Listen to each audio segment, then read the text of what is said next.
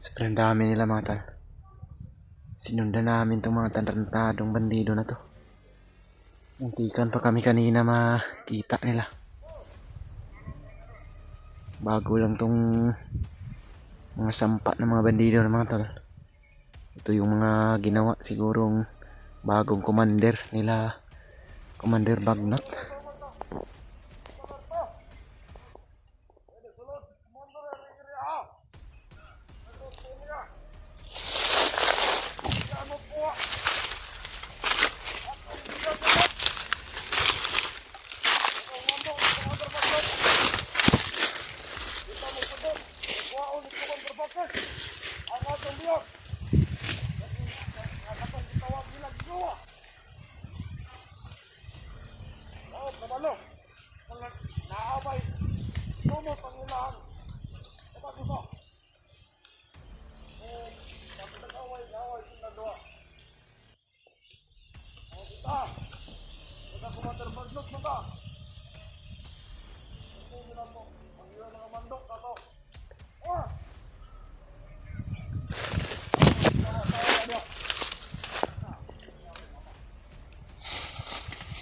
Kamu tahu nga di makuha nila. Mga pamiyag.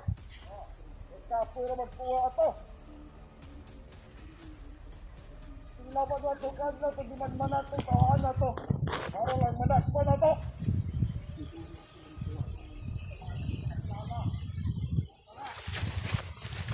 Anak yun. Ano? Ayun na rin naman ang tira na. Ito palandaan. Magkulanta pala nagkomandang kuya na ito. Yung ato mga Hindi kami madaling makapasok sa area doon sa banda unahan mga tol. Dahil napakarami nila humaharang sa amin.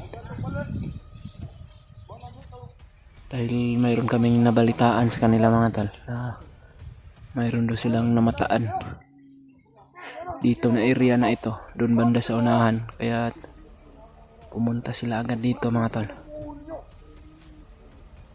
Dahil sobrang napakarami nila ngayon na pinadeploy ni Commander Adrian at ni Commander Bagnot dito, Commander Butakal, para makita at mahuli agad nila si Noah.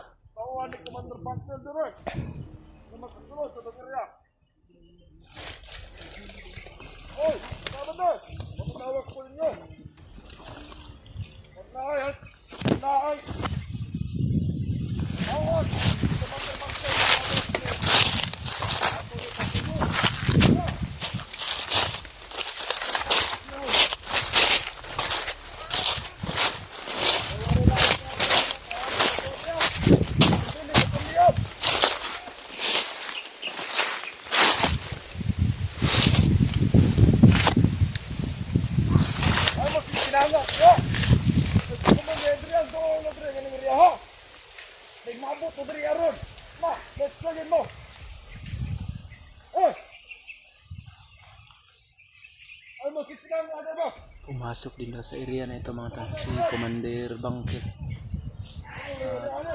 Hinahanap rin daw si Noah. Pero gusto daw ni Commander Bangkit siya daw yung kakuha kay Noah. Hindi daw nila alam kung may alitan ba si Bangkil at si Commander Bagnot. Pero nagtaka daw sila kung bakit gusto daw ni Commander Bangkil na siya ang makakuha kay Noah. At hindi namin alam mga tol kung ano yung dahilan. Pero parang nag-aagawan sila ngayon para makita at makuha nila si Noah mga tol.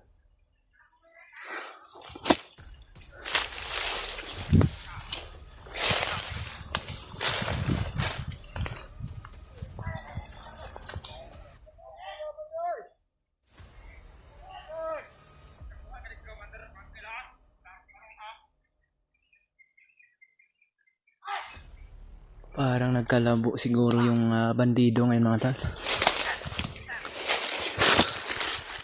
Dahil itong mga commander na ito ay parang hinahanap din nila yung mga tauhan ni Commander Bangkil. Hindi namin alam kung ano yung dahilan.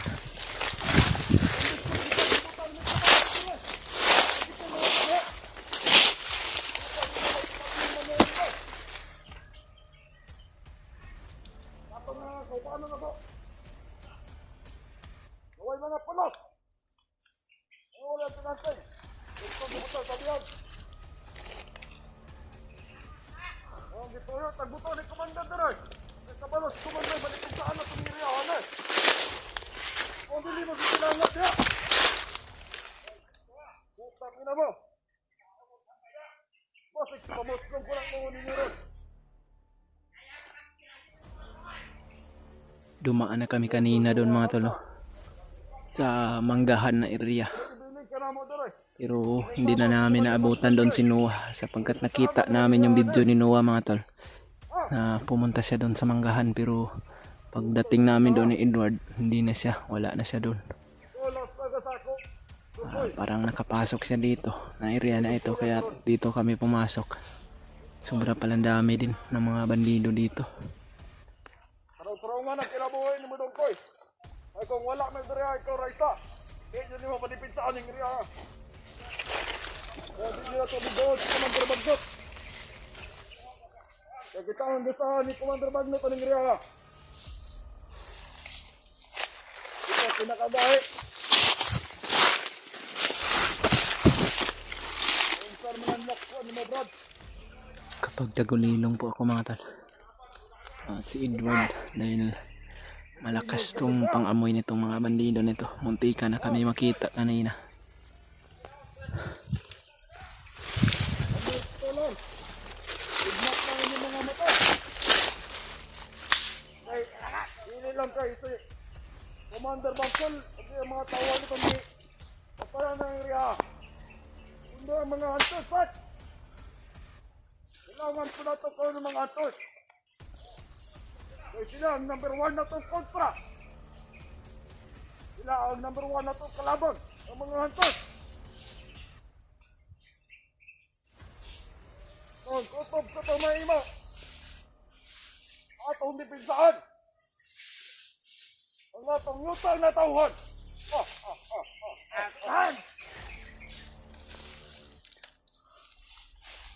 Nagingong kong beri ka sa akong tapat. Lagi ka rin niyawaan ka. Kailangan namin magtago ng gusto mga tol. Para hindi nila kami makita. Dahil marami sila. Ano mga tawaan na lagi na. Tampuk na kung maninigliyo, bro.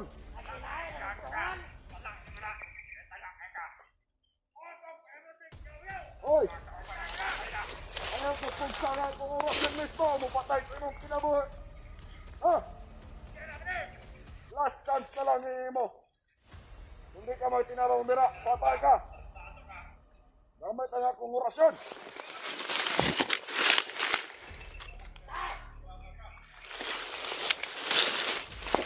Okay. Anong tulad mo ha? Kahit ka ito mga tauhan ni Commander Bangkol. Napakarami ng mga Mas laban po. commander na binitawan ni Commander Bagnot sa area na ito mga tol. Dahil nakita nila sa monitoring na andito daw si Adrian. Si Commander Adrian. Ito, tagaan. Ito sila gagimat ni Commander Bangkol. Naghahanap ngayon kay Noah sapagkat mainit yung ulo ni Commander Bagnot daw kayo mga tol. Dahil nakawala yung mga bihag sa kamay ni Adrian. At siguro, hindi siguro umuwi si Adrian doon sa kampo nila Commander Bagnot.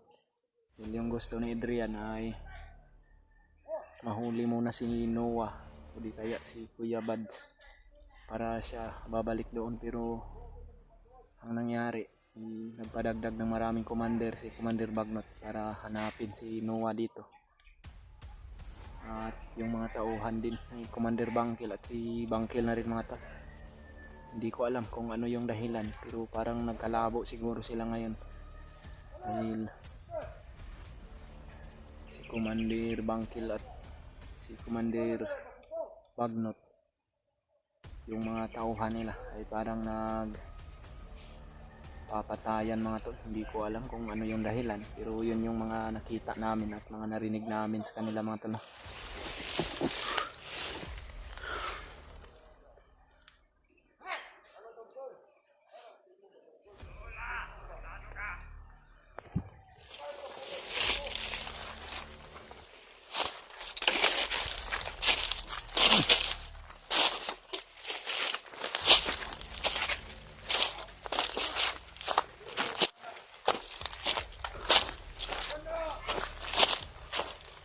Napakarami nila pa rin. Ano lang, kantay tayo ng sunto pag magkalayo sila. Kailangan makapasok sana tayo doon sa unahan ulit. May namataan daw sila doon na parang kalaban daw ba. Laban mo eh. Saka sinuwa yun. Dahil nakita daw sa monitoring nila. Ang pinagtataka ko lang kung bakit mainit yung tauhan ni Commander Bangkil at ni Bagnot. Parang nagkalabo siguro sila. Kalabuan ba? Bakit kaya nagkainitan Hindi natin sila alam kung ano sa yung dahilan. bata tol? Bata Pinag-aagawan nila si Noah mga tol. Kung sino yung makahuli sa kanila. Yung Gustong yung kunin ni din nila- Commander Bangkil. Oo, sabi din nila na ano, hindi sila papayag na ibigay. Kasi tauhan daw sila ni ano eh. Hindi natin alam kung ano yung dahilan pero yan yung mga nakuha nating impormasyon.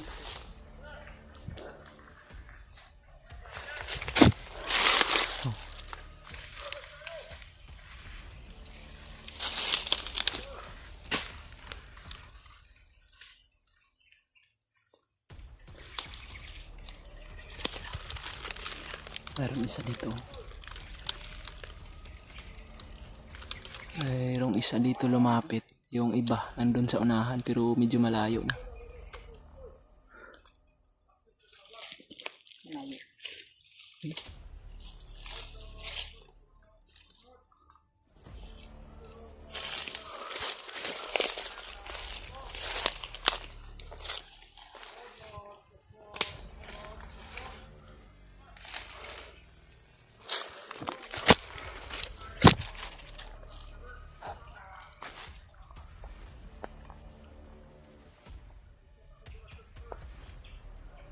Okay, Brad.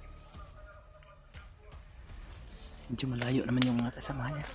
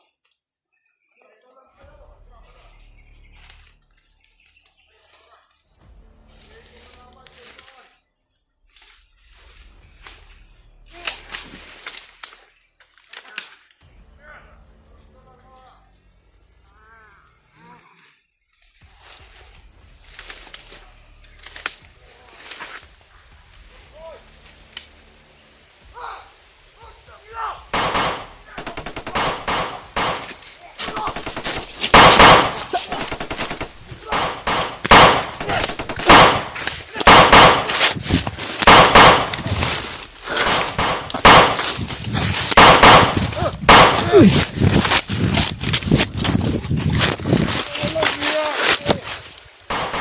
Akala ko! Tauhan lang!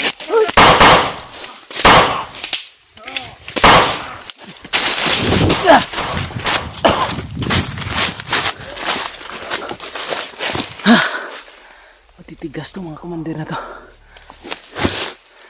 Yan yung isa. Tamaan ng baril.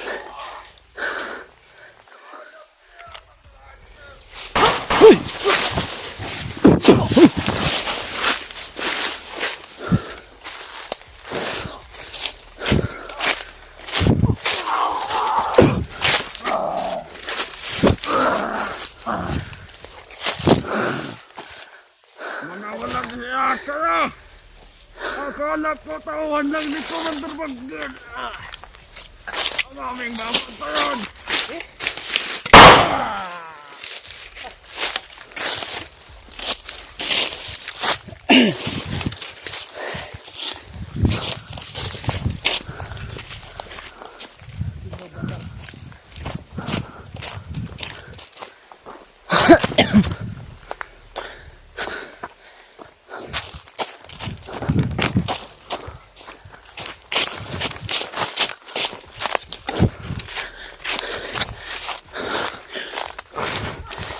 Uy.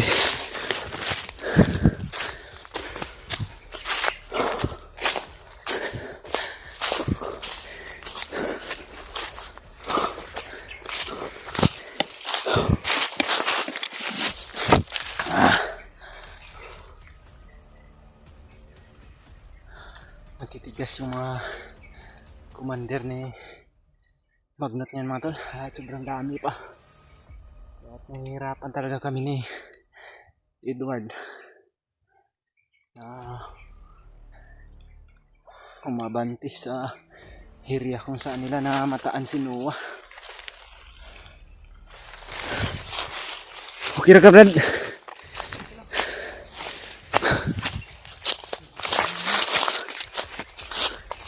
Kailangan magbantay tayo ng maigi dahil hindi natin alam kung saan nanggaling yung ibang mga commander. Bigla na lang sumusulpot ba? Ano talaga? Ibig sila ng